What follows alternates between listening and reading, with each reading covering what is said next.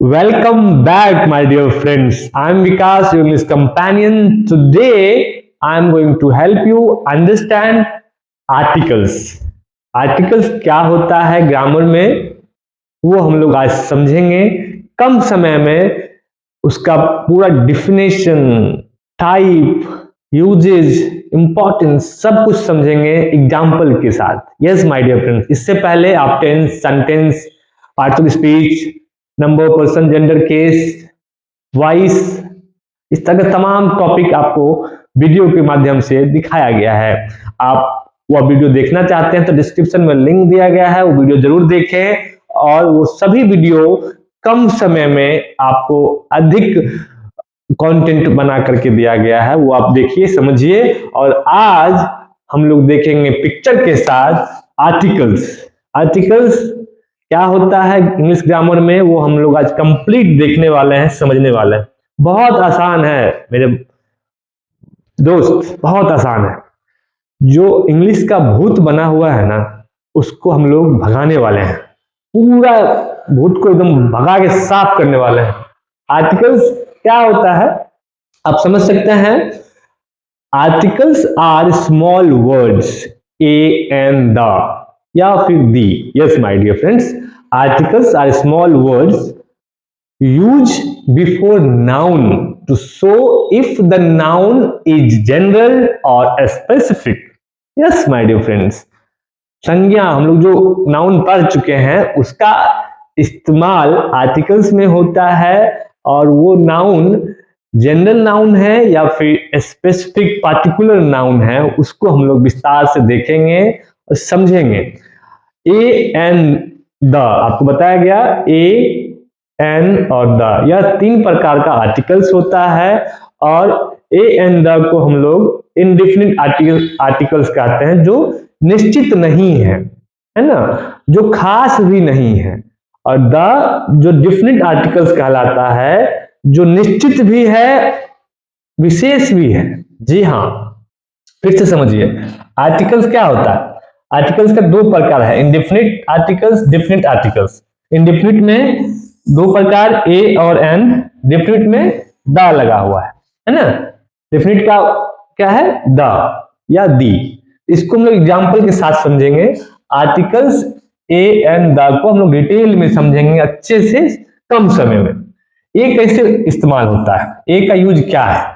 Use a before singular countable noun that begins with a consonant sound. Yes my dear friends, a consonant जो है singular countable noun के साथ इस्तेमाल होता है और वो कॉन्सोनेंट कहलाता है।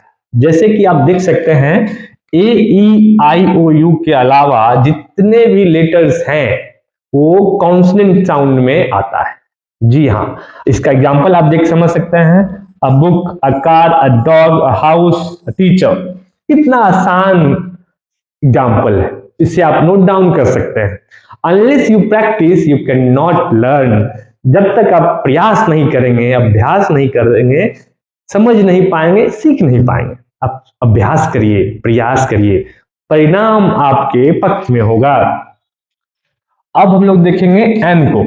एक आप एग्जाम्पल देख करके समझ सकते हैं, कहीं नोट डाउन कर सकते हैं। An, use an before singular countable noun that begin with vowel sound. Yes my dear friends, स्वर हम लोग जिसे बोलते हैं vowel sound, a e i o u. वैसे तो ए और एन दोनों का एक ही मतलब होता है, एक। लेकिन जब भी ए एन का इस्तेमाल होता है तो इसका जो साउंड है वो मैटर करता है। ए एन तभी लगता है जब एक का इस्तेमाल हो, या फिर जो कभी इस्तेमाल हुआ ही नहीं है उससे पहले ए लगाया जाता है। लेकिन जब हम लोग द का बात करेंगे, जो विशेष है, विशिष्ट चीजों के साथ इस्तेमाल होता है, उसको हम लोग अच्छे से समझेंगे। The use the before singular and plural noun to refer to something specific और something mention before. Yes my dear friends, ऐसा सिंगुलर काउंटेबल नाउन या फिर प्लूरल काउंटेबल नाउन, इसमें क्या है, ए एन में इस सिंगुलर काउंटेबल नाउन के साथ इस्तेमाल होता है, जो सामान्यतः यूज नहीं हुआ होता है, या फिर जिसे हम गिन सकते हैं उसके साथ लगता है। लेकिन द उसके साथ भी लगता है जिसको हम गिन नहीं सकते, जो समान नहीं है, जो यूनिक है, जो खास, बहुत ही खास है, स्पेशल, स्पेसिफिक है, विशेष और विशिष्ट है, उसके साथ भी द को हम लोग लगा सकते हैं। और जो पहले सुना गया है जिसके बारे में, या फिर जिसके बारे में पढ़ा गया है, बोला गया है, उसके साथ भी द लगता है। जैसे हम लोग सुपरलेटिव के समझेंगे कैसे द का इस्तेमाल होता है। The best, the tallest. Unique noun में क्या है? The sun, the moon. Musical instruments, the violin, the guitar.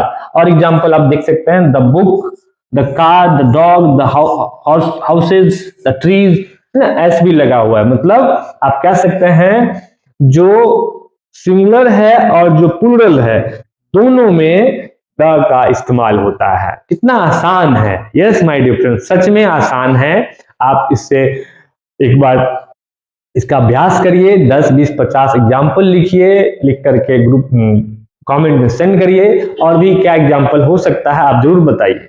और मेरा प्रयास जारी रहेगा, कम समय में, कम शब्द में, कम वाक्य में आपको एक टॉपिक एक्सप्लेन करके बताने का प्रयास कर रहे हैं। उम्मीद है कि आपको अच्छा लग रहा होगा।